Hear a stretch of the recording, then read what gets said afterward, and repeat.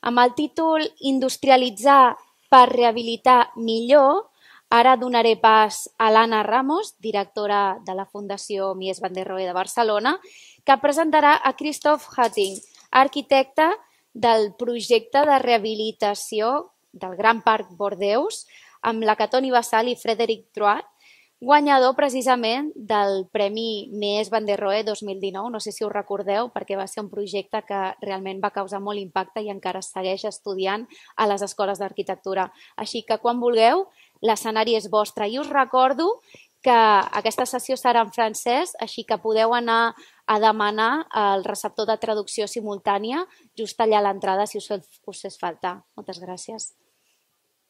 Endavant.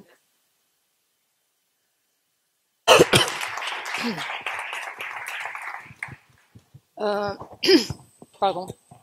Us presento, la Núria Moliner ja els ha presentat. El Christophe Houtin és part de l'equip d'arquitectes que juntament amb la Caton, Jean-Philippe Bassal i Philippe Drouot van ser responsables del que va ser Premi Mies van der Rohe 2019, la rehabilitació de 530 habitatges a Bordeus, un projecte de rehabilitació que posava en pràctica el famós Never Demolish. Van salvar de la picota aquest edifici amb aquest projecte, que a més és un projecte extraordinàriament atent a les realitats de la comunitat que vivia a l'edifici. Però crec que ens explicarà aquest i molts altres projectes. Ell és curador, ha sigut curador del pavelló de Venècia, del pavelló de França a la Bienal de Venècia, també a Chicago.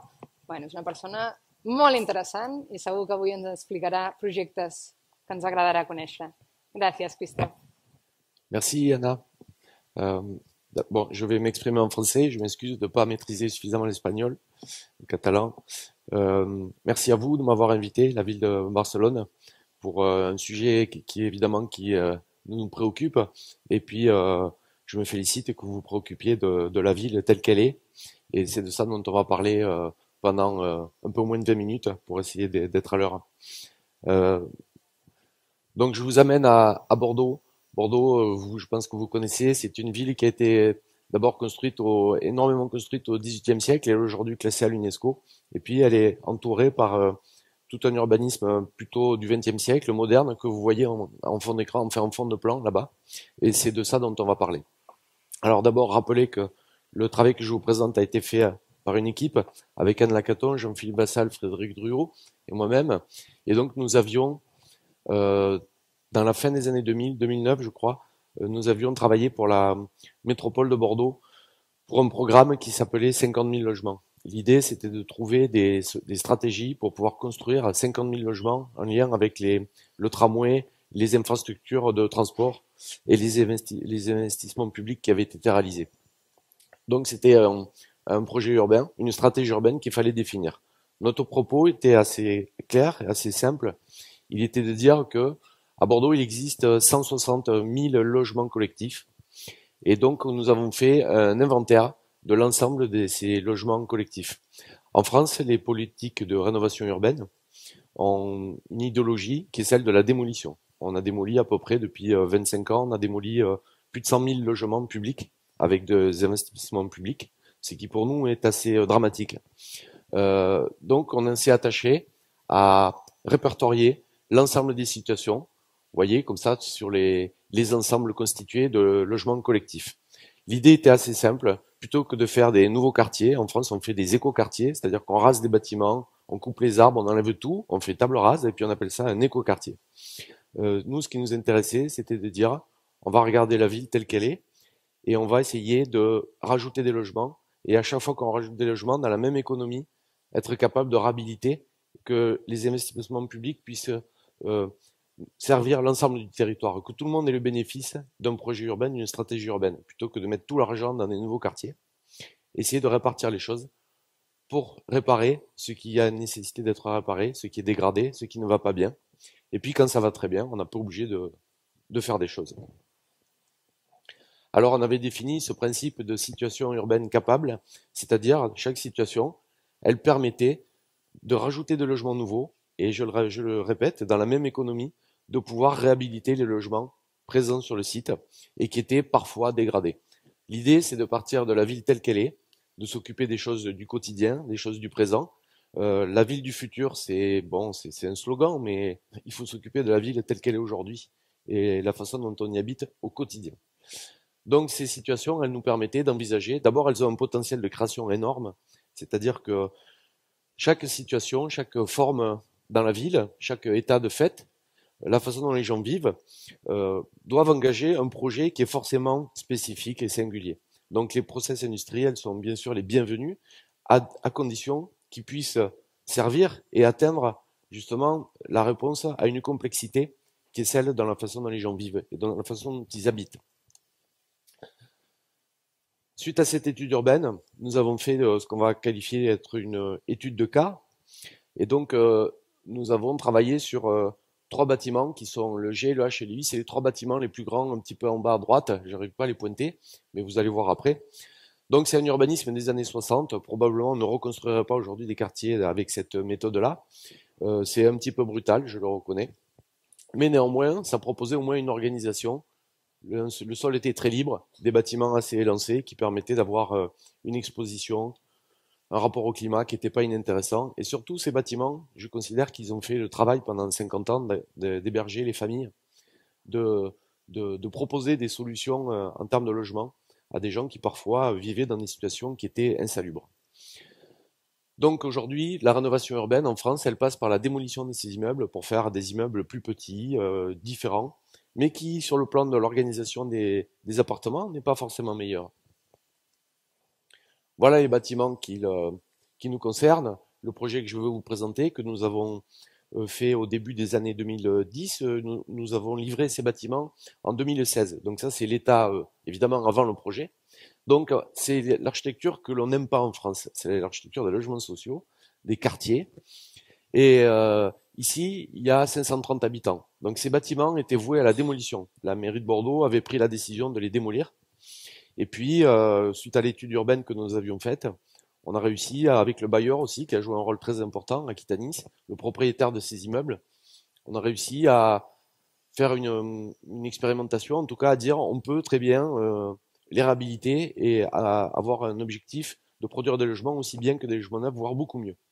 Alors j'espère vous en faire la démonstration. Ce qu'il faut comprendre, c'est comment se fait-il qu'un élu, qu'un homme politique décide de démolir un immeuble? C'est une question qui me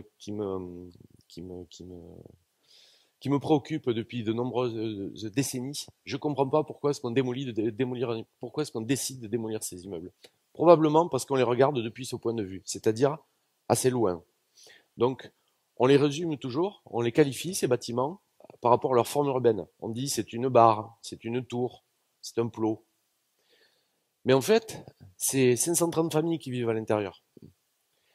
Et lorsqu'on est dehors, qu'on regarde ça de façon simpliste, on voit ça comme une masse inerte, sans intérêt. Lorsque vous êtes à l'intérieur, et pour cela il faut rentrer à l'intérieur, faites-moi confiance, et j'ai rencontré les 530 locataires de ces immeubles, on a photographié l'ensemble des appartements. Ce sont 530 mondes merveilleux, incroyables, que les gens ont maintenus, ils ont fait attention à leur appartement, à leur logement, ils les ont décorés, ils ont écrit leur histoire personnelle pendant 40-50 ans. Et ça a une valeur en architecture et en urbanisme. Souvent, on ne regarde que la construction. La construction, pour moi, c'est un moyen. La fin, c'est le projet de vie que les gens écrivent dans leur logement. Dans le logement social, c'est difficile d'écrire son projet de vie, parce qu'il y a de la rotation, parce que c'est géré de façon très administrative. Pour autant, les gens, ils ont toujours une tactique pour pouvoir déborder l'architecture et en faire leur projet de vie. Et c'est ça qui va nous intéresser aujourd'hui. Donc vous voyez, 530 mondes, incroyable. Et donc rentrons dans le sujet. Voilà, donc vous comprenez que le point de vue par rapport à une barre de logement, il n'est pas le même. Lorsqu'on est à l'intérieur, ici les gens ils écrivent leur histoire. Moi j'ai pas de jugement à porter sur l'esthétique, sur ce qui s'écrit dans cet appartement. En tout cas, ce qui s'écrit c'est leur joie, leur peine, leur histoire personnelle. Et ça a une valeur et c'est ça qui nous intéresse. Vous voyez, c'est 530 mondes. Ici, probablement, on est chez une famille marocaine. On le voit sur des questions culturelles, sur la façon dont ils aménagent leur appartement. Pour autant, ces appartements, ils ont été conçus de façon fonctionnelle, donc assez déterminante sur le plan des usages. On est toujours un peu obligé de vivre tel que l'architecte a conçu l'appartement, quoi, sur le plan fonctionnel. Alors voilà ce qu'on a fait. 530 appartements, on a agrandi, on a transformé un appartement et après on l'a répliqué 530 fois. Et c'est là peut-être où le process industriel peut nous aider. Donc qu'est-ce qu'on fait sur un appartement? On rajoute un plancher, on rajoute un espace. Cet espace, il n'est pas fonctionnel, il n'est pas programmé, il est indéterminé, c'est un mot important pour moi. Et cet espace, il permet une nouvelle relation avec l'extérieur. Donc la façade en rouge est enlevée, on scie les allèges, on enlève la loggia, et puis on rajoute 4 mètres de plancher. Vous avez 3 mètres de jardin d'hiver avec une fermeture, et puis 1 mètre de balcon. Alors, voilà ce que ça permet sur un appartement, si je prends un exemple d'un appartement. Ici, on est sur un T3, 2 chambres. Donc vous voyez que l'organisation à gauche, elle est fonctionnaliste. On a des chambres, on a le séjour, la cuisine, et puis on est toujours en impasse. Et on a toujours un couloir qui distribue les pièces. Ici à droite avec l'extension, on a de nouvelles possibilités de circulation dans l'appartement. Souvent, c'est un peu cette image. Quand on est enfant, si on a fait une connerie ou si votre mère vous court après, vous avez toujours possibilité de vous échapper, n'est-ce pas? Et donc vous pouvez circuler dans cet appartement, il y a une nouvelle fluidité, une nouvelle organisation, qui est plutôt celle d'une maison, avec un espace extérieur, qui permet aussi de réguler la relation au climat et la notion de confort qui est gérée par les habitants et non pas par un système industriel. Ça, c'est important aussi. L'architecture, en fait, puisque le sujet aujourd'hui, il est aussi la question de l'industrialisation, le sujet de l'architecture, la façon dont on la construit, ce sont souvent des produits industriels, mais qui sont assemblés et fabriqués à la main, quoi qu'on en dise. Donc ça veut bien dire qu'il faut dépasser par la compétence de l'architecture le process industriel et en faire usage pour aller là où on va aller sur le plan de la complexité. Voilà un des jardins d'hiver, c'est celui de Jean-Yves. Alors aujourd'hui, il est magnifique son jardin d'hiver, il l'a complètement aménagé avec beaucoup de plantes. Donc vous voyez la nouvelle façade. Ici vous avez les nouvelles baies vitrées qui délimitent l'espace de l'appartement, qui donnent sur cet espace, et ensuite la dernière enveloppe qui va permettre d'avoir une régulation bioclimatique par les habitants de leur logement. J'ai oublié de vous dire, je reviens rapidement sur cette diapo, l'appartement ici fait 58,8 mètres carrés existants. La nouvelle surface de plancher aujourd'hui c'est 118,9. Ça veut dire que on a fait ces travaux pour 50 000 € par logement. Personne ne fait aujourd'hui dans la construction des appartements de 2 chambres de 118 mètres carrés. Ça n'existe pas. Ça veut bien dire que les bâtiments anciens, ils portent en eux une capacité incroyable qu'il faut saisir et exploiter. Voilà les plans d'une des barres. Donc vous avez en bas le rez-de-chaussée avec les nouveaux halls traversants. On a refait les halls, nous avons refait des ascenseurs. Un point important, je vais y venir aussi, c'est un chantier qui s'est fait en site occupé, évidemment. Toute la construction s'est faite avec les gens dans leur appartement. C'était important pour nous, puisque les photos que je vous ai montrées au départ, on s'adressait bien aux habitants qui habitent ces bâtiments, donc il est hors de question qu'ils déménagent. Et puis vous avez un niveau courant, et aussi nous avons rajouté des logements sur le toit. Je vous les montrerai tout à l'heure. Voilà le process.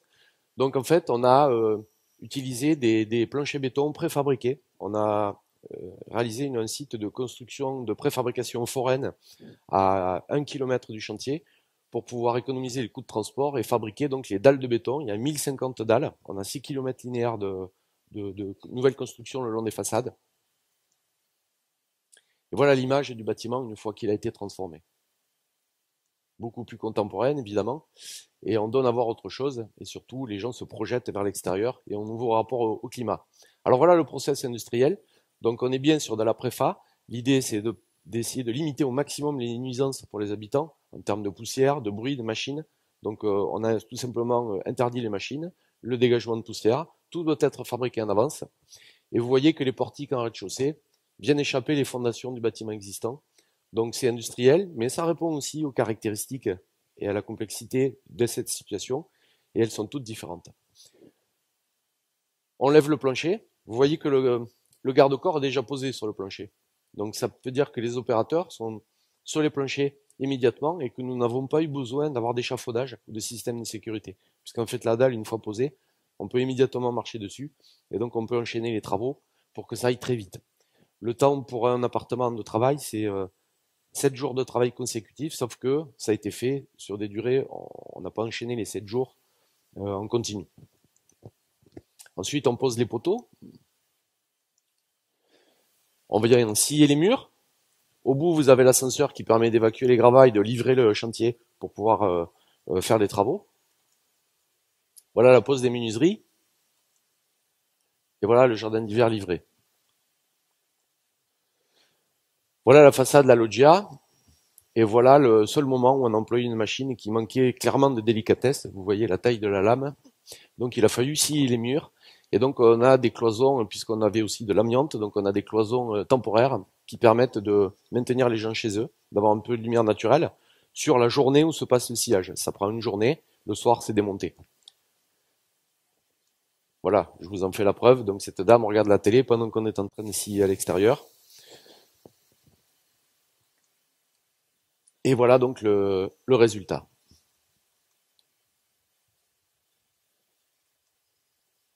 Donc cet espace, il n'a pas de fonction attribuée. Il est indéterminé. Ça veut dire que les gens peuvent vraiment faire l'usage qu'ils souhaitent. Ils peuvent inventer la vie qu'ils ont envie d'avoir. Et ce que je veux dire, c'est que peut-être ma définition d'un projet d'architecture, c'est que ça doit être la rencontre entre notre compétence, celle de l'architecte, du design, et la performance des habitants, qui toujours déborde, dépasse et transforme l'architecture ou ce qu'on livre pour l'amener ailleurs, c'est-à-dire sur leur projet de vie, sur la façon dont ils veulent vivre. C'est la rencontre des deux qui fait un bon projet. C'est pour ça que l'architecture se fait souvent déborder par ses habitants. Et moi, je considère cela être une ressource pour nous. Et donc, il faut avoir un peu une partition ouverte ou laisser une place indéterminée pour que les gens puissent s'approprier les systèmes et les process que l'on met en place. Voilà la vie qui prend place dans les jardins d'hiver. Ils sont tous différents, évidemment. Et puis, on est au-dessus d'une ville assez plate, plein sud. On a vu sur tout Bordeaux, qui est une ville magnifique. Si on avait démoli ces bâtiments, on aurait perdu cette situation, puisque aujourd'hui, les règlements urbains nous permettent de faire 7 niveaux, 7 étages. Ici, on a 15 étages. Et donc, cette situation est exceptionnelle. J'ai eu mon bureau pendant 2 ans et demi, le temps du chantier au 15e étage. Je vous garantis, c'est exceptionnel. Et c'est très agréable d'y vivre. Pour la démonstration, on a voulu montrer aussi qu'on pouvait densifier en réhabilitant les immeubles. Donc ici, on a fait des logements sur le toit. Voilà les logements sur le toit. Ils sont traversants, ils ont vue sur toute la ville. Ils sont assez magnifiques en termes de situation. Hein. Et puis, pour vous proposer une transition parfaite, n'est-ce pas, Anna, on a eu le bonheur et la fierté d'avoir le prix Miss Vandero, signe des temps, que la transformation d'un bâtiment de logements sociaux, c'était pas gagné, obtiennent ce prix prestigieux auquel jamais j'aurais pensé pouvoir accéder. N'ayant pas fait d'opéra, de grands musées, j'aurais jamais pensé pouvoir un jour être à Barcelone au prix Miss Vandero. Donc c'est une grande fierté pour nous. Et avant de laisser la parole à Anna, je vais vous amener visiter un appartement, parce qu'architecture, ça se visite, sinon c'est trop abstrait. Donc je vais vous faire visiter un appartement, c'est celui de Madame Ramos, non pas Anna, mais Aurélia, une compatriote à vous, qui vit depuis 40 ans dans le bâtiment G. Et donc vous allez voir ce petit film juste pour conclure, et qui va vous permettre de visiter un appartement, parce que c'est très important de visiter un appartement. Sinon, vous allez avoir un point de vue qui est celui des élus, trop loin, un peu comme quand on fait des master plans, on est toujours loin des gens, loin des choses. Et je crois qu'il faudrait plus faire de master plan. Donc voilà là, les planchers qui sont levés, qui sont posés. On en posait 6 ou 7 par jour, donc ça fait un niveau pour une cage d'escalier par jour. Voilà, vous voyez, les opérateurs sont en train de travailler là-haut, ils attendent la dalle pour la poser. Donc c'est allé très vite. Et dès que la dalle était posée, on essayait de livrer très vite aussi le jardin d'hiver pour que les gens en aient le bénéfice. Et ce qui nous a évité beaucoup de complaintes et que ça se passe bien aussi avec les locataires.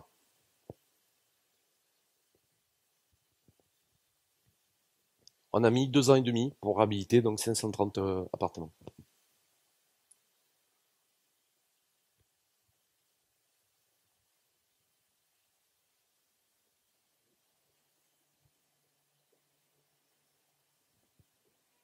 Voilà, je laisse la parole à Aurélia Ramos.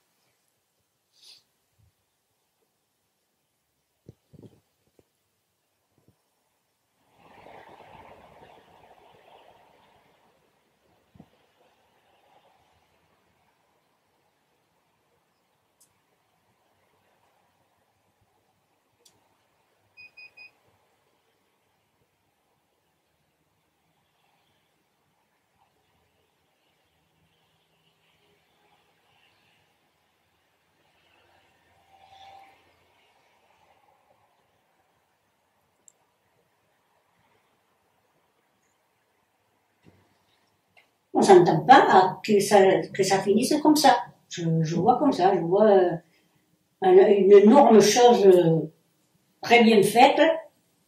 C'est mes yeux, voilà, finalement. C'est avec ça que je vis maintenant. Parce qu'avant, on était ici enfermés.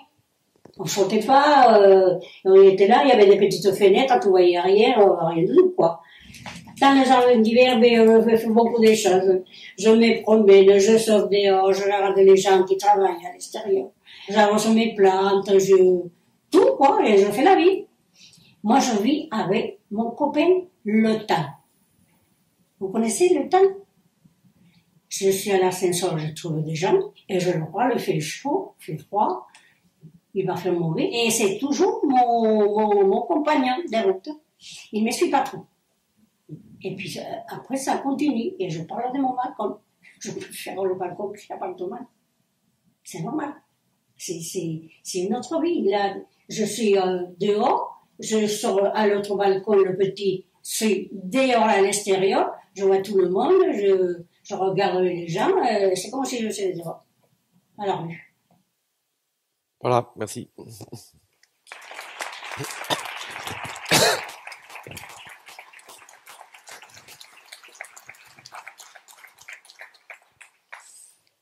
Moltíssimes gràcies, Christoph. Després tindrem oportunitat, si teniu alguna pregunta per ell, d'adreçar-la a través del sistema que teniu. Gràcies.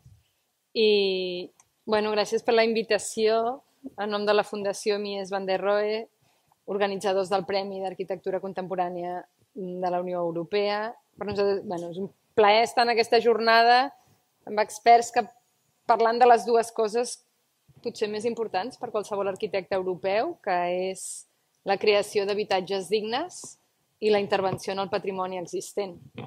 No és una ambició només dels arquitectes europeus, però tots els arquitectes europeus se senten interpel·lats. I això és un tret probablement diferencial d'altres regions del món. La Fundació Mies van der Rohe va ser creada el 83 per l'Ajuntament de Barcelona amb l'objectiu inicial de reconstruir el pavelló alemany concebut per Ludwig Mies van der Rohe i Lili Rach, i això ho dic per si no hi ha algun arquitecte a la sala, per l'Exposició Internacional de Barcelona de 1929. A més de conservar el pavelló i disseminar-lo, donar a conèixer els seus autors i l'arquitectura del moviment modern, la Fundació promou el debat, la difusió i la sensibilització en arquitectura contemporània i en qüestions urbanes. I ho fa, o ho intentem fer, de manera permeable als canvis de paradigma de la societat, especialment en relació a conceptes fonamentals com la inclusió i la sostenibilitat. Entre les nostres activitats, no és la mateixa foto que he ensenyat, però és el mateix dia, entre les nostres activitats diverses, que poden ser beques de recerca, exposicions, debats i un programa d'intervencions artístiques que, per cert, va acollir una recreació d'un d'aquests apartaments de Bordeus a l'interior del propi pavelló Mies, perquè la mida de la sala del pavelló Mies és tan gran com un apartament amb la seva ampliació, per fer una idea. Organitzem molt especialment el Premi Mies van der Rohe des de 1988, que és un dels premis d'arquitectura més prestigiosos d'Europa i que reconeix cada 2 anys la millor arquitectura construïda en territori europeu per despatxos radicats a Europa. Les associacions nacionals d'arquitectes de 41 països anomenen les millors obres de cada país i, a més, un llistat de 90 experts independents renovats cada 3 anys afegeixen obres nominades i també 15 museus d'arquitectura de tota Europa. I això fa unes 400 obres d'arquitectura. Un jurat independent a cada edició, composat per una barreja de crítics, arquitectes en pràctica, directors de museus i també sempre procurem tenir algun no arquitecte, per exemple, un expolític que a través de l'arquitectura apostés per millorar la vida dels seus conciutadans o algun periodista que ens ajuda a mediar amb la societat en general i a fer de connector. Tot aquest jurat primer fa una primera selecció de 40 projectes, que seran els que anomenem shortlisted, que després fan una exposició que itinera per tota Europa, i després passen a 5 finalistes, o 5 més 2, són 5 per la categoria absoluta i 2 per la categoria d'arquitectura emergent, i els visiten. I aquesta foto és la visita que va fer el jurat al març, devia ser febrer-març de 2019, feia fred a Bordeus, i vam tenir el plaer de veure de primera mà això que ell us ha estat explicant, que hi ha una cosa que per les fotos no ho podeu saber, però la qualitat extraordinària de la construcció, de l'execució de tots els detalls, tots aquests sistemes de correderes de policarbonats, de cortines, la multiplicitat de capes, la riquesa de capes que fan que la senyora Aurelia Ramos, que per cert no és parenta meva, pugui redescobrir, però sí que és una migrada espanyola encantadora, que ens parlava de com abans jo vivia en una capsa de sabates i ara tinc una casa amb jardí. I era una casa en jardí en el pis, no sé què, però el que ell esmenta d'aquesta relació amb el temps, amb la meteorologia, i espectacular la qualitat, el guany que de sobte per tenir aquesta brana podies acostar-te a parlar amb la teva veïna, aquest gest que és impossible quan només tens finestres, perquè hauries de treure el caparró i cridar així a la veïna, i en canvi de sobte poder sortir, no? I l'espai, la generositat de l'espai, de la dimensió. Hem passat de 58 a 118 metres quadrats aquests pisos. És a dir, fem-ho, però fem-ho bé. Aquest seria una mica el que el jurat va descobrir, aquí. Aquest seria un exemple d'una de les exposicions. Aquestes exposicions, aquests 40 shortlisted, els demanem maquetes, més dibuixos, a part dels que ja tenim per fer la nominació original, planos. Tot això des de l'any 88 conforma 4.000 obres, de les quals de més de 500 tenim maquetes, dibuixos originals, planos. Tot això és l'arxiu del Premi Mies van der Rohe. Aquest arxiu ens permet, o el fem servir com a eina de recerca per de tant en tant entrar a aprofundir sobre algun tema que sigui d'interès.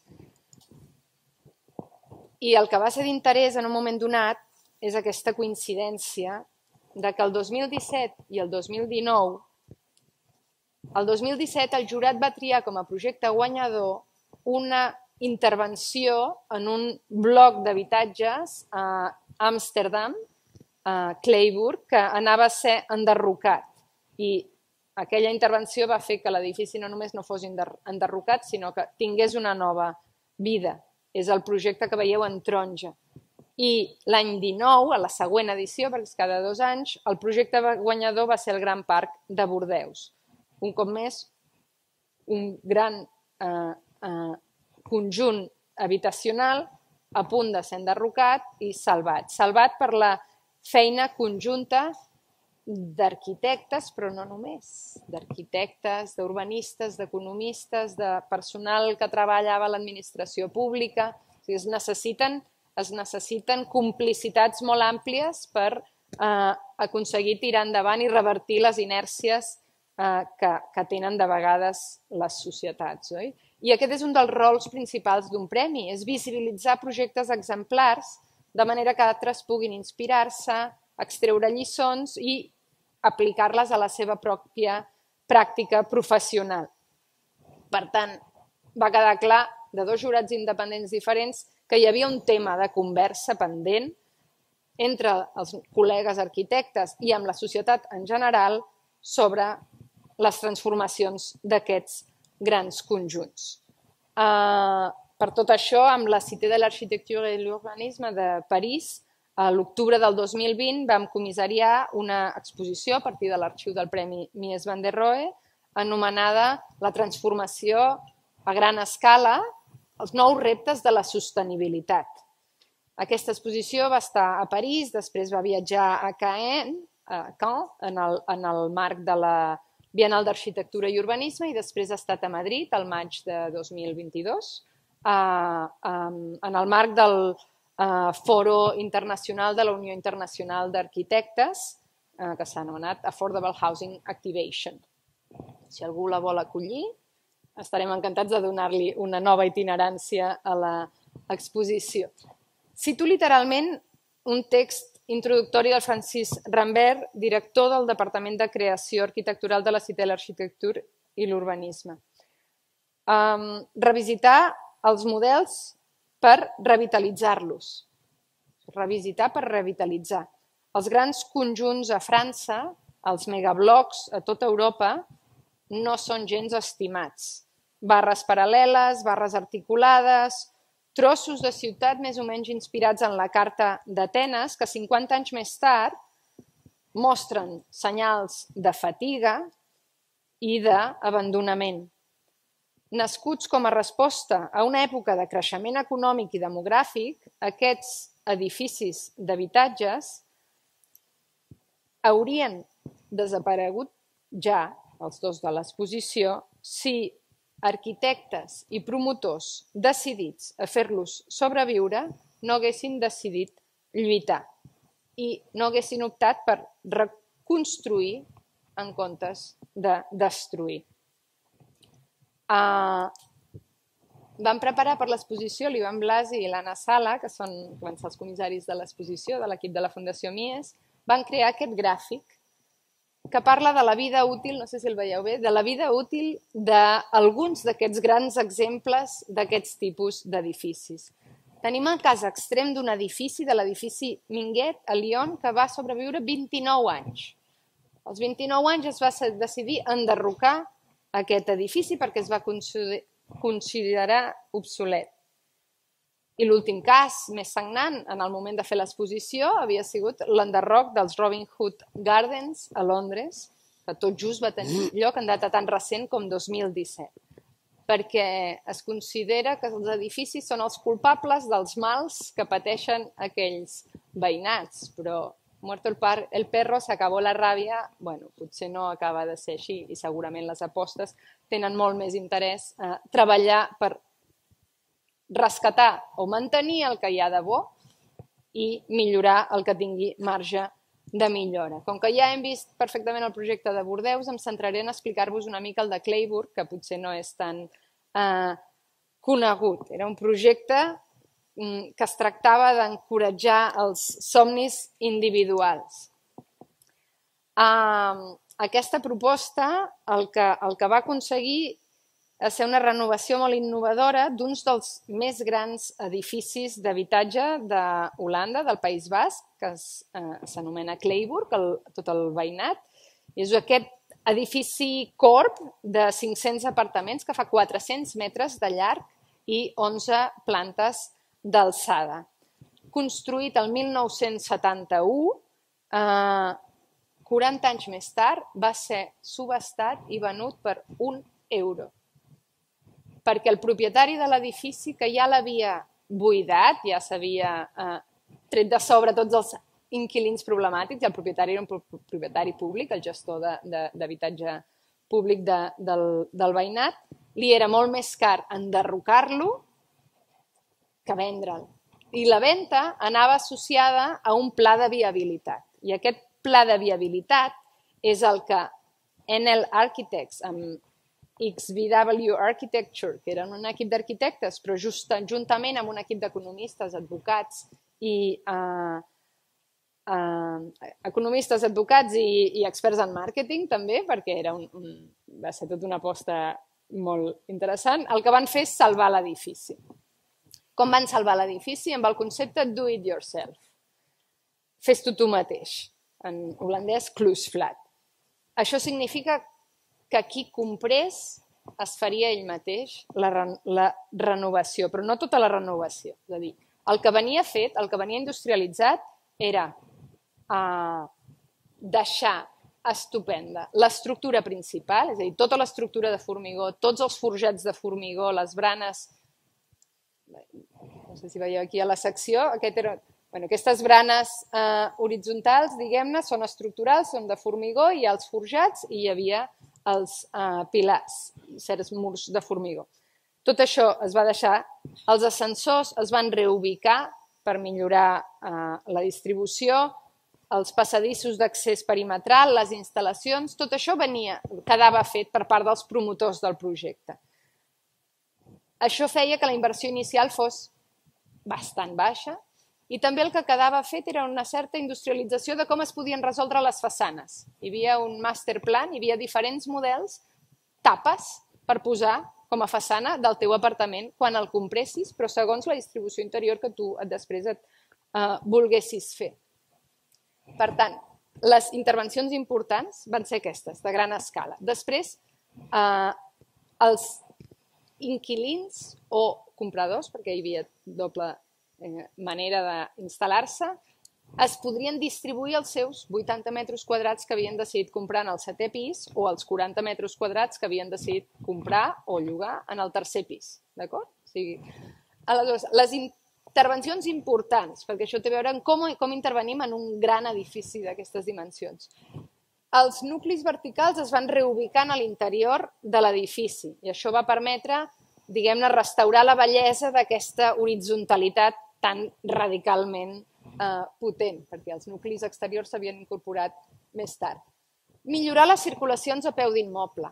Una barrera de 400 metres quadrats genera espais difícils als dos costats. Per tant, el que van fer van ser grans perforacions, de manera que en planta baixa es pogués travessar d'un costat a l'altre de l'immoble, millorant la qualitat i la seguretat de l'entorn urbà. I alliberar, estaven en planta baixa acumulats tots els magatzems i espais morts, i això el que van fer és reubicar-los en els nuclis verticals dels ascensors, de manera que els espais d'emmagatzement estaven allà, i fer habitatge en dúplex a les plantes baixes amb accés directe des del carrer, el qual genera tota una revolució en la relació que té l'edifici amb el seu voltant. Aquí veiem algunes imatges de l'edifici ja renovat, intentant treure el màxim partit de la bellesa del formigó, que en paraules del Camille Claes, aquest edifici s'havien intentat pintar de molts colors, sempre intentant que no sea feo, i ell enamorat de quan van netejar, xurrejar amb formigó, amb sorra el formigó, i va aparèixer la textura que ell li deia tan bonito com el travertino. Aquí veiem les cantonades alliberades de nuclis verticals d'ascensors que s'han ficat a dins i, per tant, la bellesa d'aquesta cantonada. Aquests passos interiors per sota de l'edifici generosos. Igual que he parlat de la generositat de l'espai de l'ampliació de Bordeus, de la intervenció de Bordeus, aquí també han de ser espais amples, alts, generosos, amb finestres. Els habitatges que veieu en dúplex a les plantes baixes també tenen finestres en aquests espais que passen per sota, de manera que els ulls prenen cura del que passa en el carrer. I aquestes passeres al llarg de tot l'edifici, que són alhora la manera d'arribar fins al teu apartament, però són també el teu balcó. Tots són apartaments passants i tots tenen una zona d'accés directe i una zona, un balcó privatiu per darrere.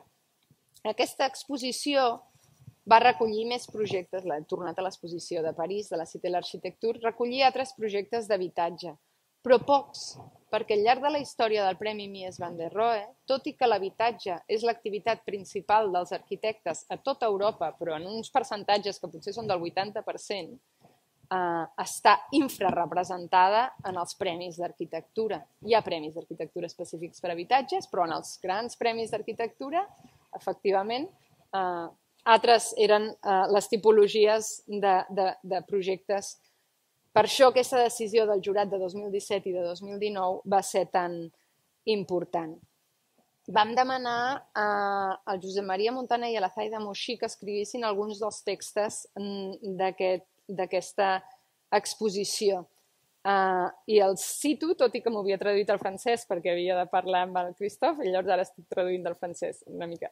Els exemples emblemàtics de grans conjunts d'habitatge col·lectiu han estat generalment estudiats en fase de projecte o en fase de construcció i d'inauguració, però molt poques vegades s'han estudiat i molt poques vegades s'ha escrit sobre ells, sobre la manera com cadascun d'aquests edificis ha evolucionat i s'ha adaptat a les condicions de vida de les persones que els ocupen. Aquesta és la feina extraordinària que van fer, que ens ha explicat avui el Christophe Hutin, sobre entendre com les persones viuen dins d'aquests edificis. I és les cases estan fetes per ser habitades i el seu manteniment i la seva capacitat d'adaptació són essencials. I l'habitatge col·lectiu modern és un patrimoni viu del qual podem estar permanentment extraient noves lliçons si efectivament ens fixem en com les persones viuen en aquests espais. Faig un salt a l'edició 2022 del Premi i em centro en l'escala local, barcelonina, catalana. Veurem projectes d'habitatge. El de la Borda a Barcelona, de la cooperativa d'arquitectes La Col, que va ser seleccionat com a guanyador en la categoria d'arquitectura emergent. El projecte d'habitatge social finalista del Premi Mies van der Rohe a Cornellà de Llobregat, al costat de Barcelona, obra dels arquitectes Peris Toral, amb espais indeterminats. Molt important la paraula que abans ha esmentat el Christophe Hutin. Entre el shortlisted, la transformació d'un antic edifici industrial convertit en habitatge a Barcelona, obra dels arquitectes Roldan Berenguer. Segueixo ara amb nominats un edifici d'habitatges socials a Sant Boi, al costat de Barcelona, de l'Estudio Herreros i de MIM Arquitectes. El bloc 6x6 de Bosch Capdeferro, a Girona. En aquest cas cal remarcar que es tracta d'un promotor privat, però que igualment s'ha atrevit a innovar. I si seguim a Girona, parlem i també promotor privat, un antic edifici d'oficines en el centre de la ciutat reconvertit en habitatge.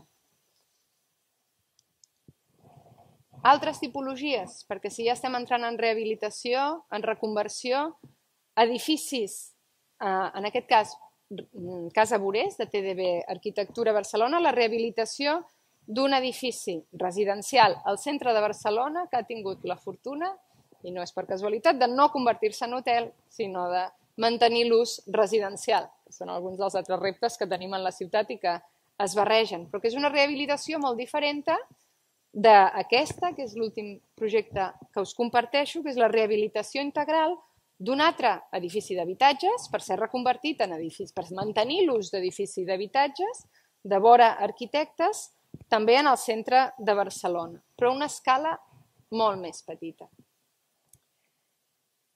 I he decidit acabar amb aquesta imatge que ens deixa molt lluny de la rehabilitació dels grans conjunts residencials i de la industrialització, però perquè és una pregunta que potser és per on voldria començar la conversa amb el Christophe. Li plantejaré una pregunta o dues i després ja obrirem al públic perquè entenem que és tard i voldrem anar a dinar.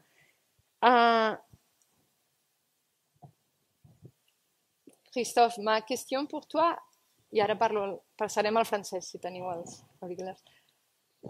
Ma question pour toi, ça vient de l'échelle de à quelle échelle est-il possible de parler d'industrialisation en réhabilitation? Qu'est-ce qu'on va faire avec tous ces petits bâtiments ou grands bâtiments, mais qui sont construits de formes très diverses, avec des systèmes constructifs très différents, qui sont tous ensemble en ville? Alors c'est facile d'industrialiser, pas facile parce qu'il faut bien faire, mais un bloc comme celui-là. Mais est-ce que ça sera possible d'industrialiser la réhabilitation au centre-ville? Alors, d'abord, pour revenir sur le projet de Bordeaux, qui est de grande taille, et il faut savoir que la capacité qu'avaient ces bâtiments à être transformés et à devenir un autre bâtiment, il porte en lui une capacité, mais qui venait aussi de son mode de fabrication qui a, dans les années 60, été déjà industrialisé. C'est-à-dire que le bâtiment, il a été fait avec un chemin de grue. C'est pour ça qu'il est très linéaire, que ce sont des barres, puisqu'en fait, on avait un système de rail avec une grue qui s'est déplacée, qui permettait de construire très vite, très économique, et donc avec un process industriel.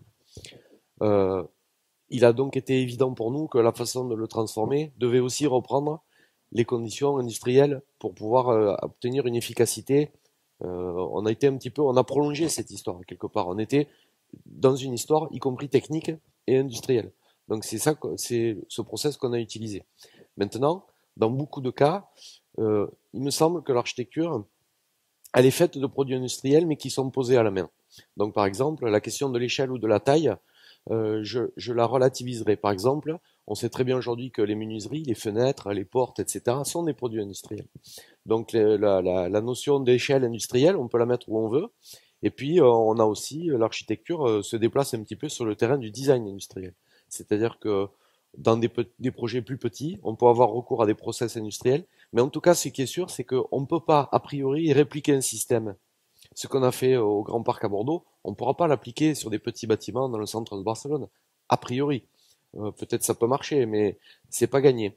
Donc ce qu'il faut, c'est que c'est justement, et je milite pour ma profession, c'est que c'est bien justement le travail des architectes, leurs compétences, de pouvoir adapter des process à des situations très complexes qui sont techniques, constructives, mais pas que, qui sont aussi sociales, humaines, économiques, etc.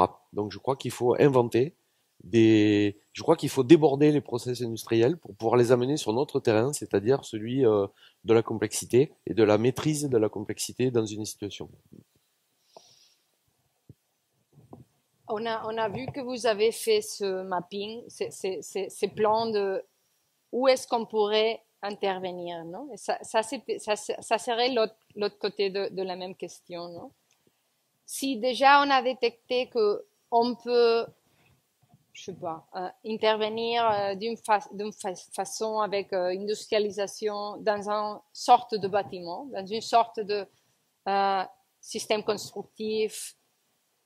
Il faut chercher des bâtiments qui soient pareils peut-être, et puis faire un mapping. Alors, vous conseillerez de commencer par là, par exemple, de voir, oui, ça peut-être ça pourrait marcher ici.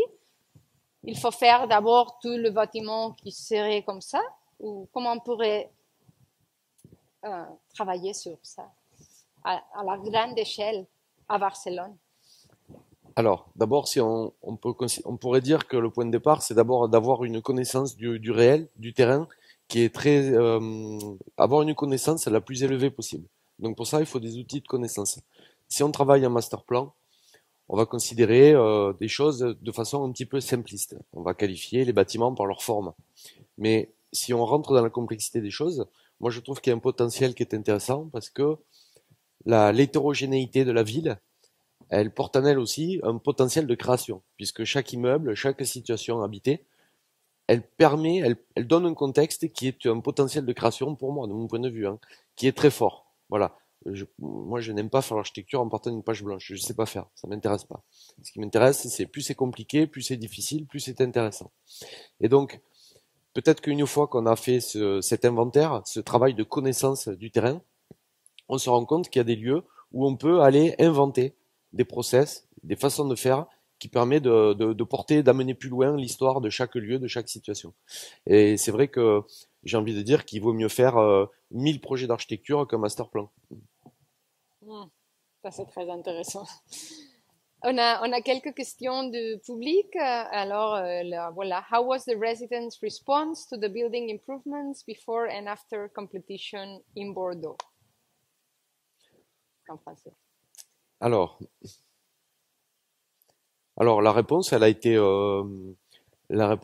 d'abord sur le plaisir d'habiter. C'est-à-dire que les photos et les vidéos que je vous ai montrées, j'espère, témoignent un petit peu de la façon dont les gens ont utilisé cette capacité, ces bénéfices qui leur a été donnés. Juste pour peut-être renseigner, pour être un peu plus technique ou un peu plus factuel, ce que je peux vous dire, parce que dans la question, il y a avant et après. Avant, quand on arrive dans une situation, et c'est le cas dans beaucoup de lieux à Barcelone, c'est universel, les gens sont mécontents du traitement qu'ils ont eu et de la façon dont ils habitent et le rapport qu'ils ont à l'institution. Ils se plaignent de la qualité de leur logement, de la dégradation, du manque de maintenance, etc. Donc c'est pas facile quand on arrive dans un contexte comme celui-là pour faire un projet, puisqu'il y a beaucoup de ressentis et beaucoup de frustrations passées.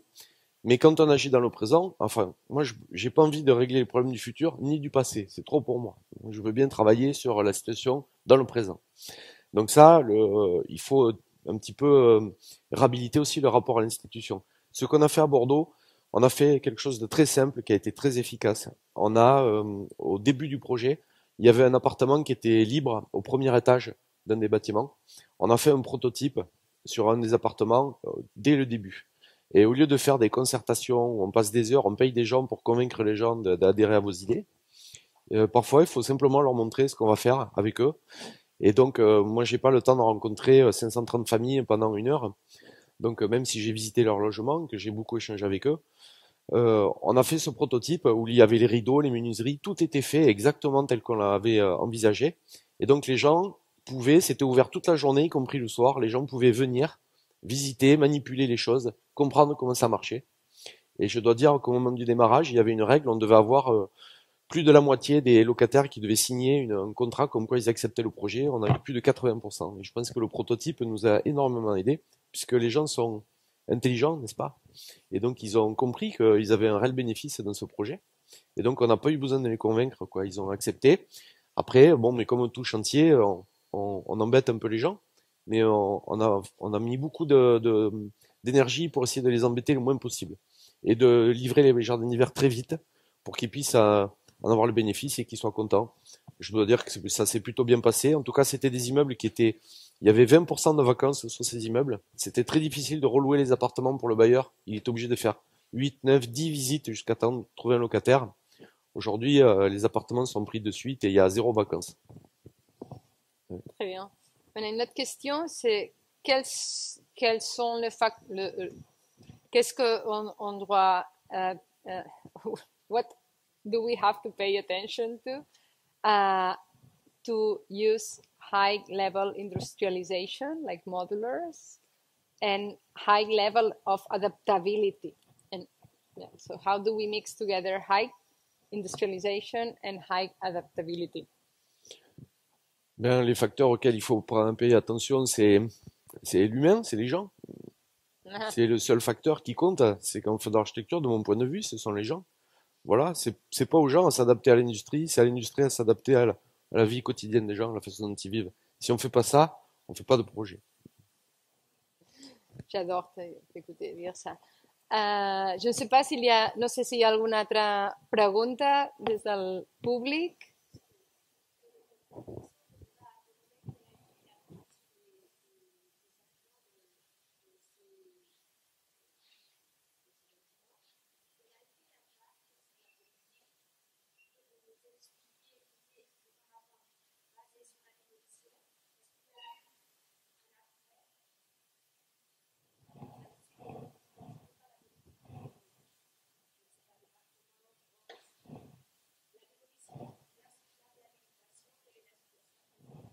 Bah, ce que je peux vous dire, c'est qu'on n'a pas fait un deuxième projet.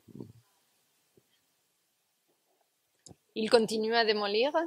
Oui, oui, en France, on continue à démolir systématiquement. À Bordeaux, il y a en ce moment, il y a, dans la banlieue de Bordeaux, il y a 7 tours qui ont été faites par Dubuisson, un architecte moderne très connu, qui est une super architecture. Et on va démolir 480 logements pour une opération de 220 millions d'euros, où on va se retrouver avec moins de logements qu'avant. Voilà, et c'est de l'argent public. Et donc je comprends pas comment on accepte ça, mais bon, voilà, à mon échelle, à ma place, j'ai fait ce que je pouvais, quoi. Molt bé. No sé si tenim alguna pregunta més del públic. Ho deixem aquí. Moltíssimes gràcies. Muchas gracias, Christophe. Ouais, merci Anna, merci à vous.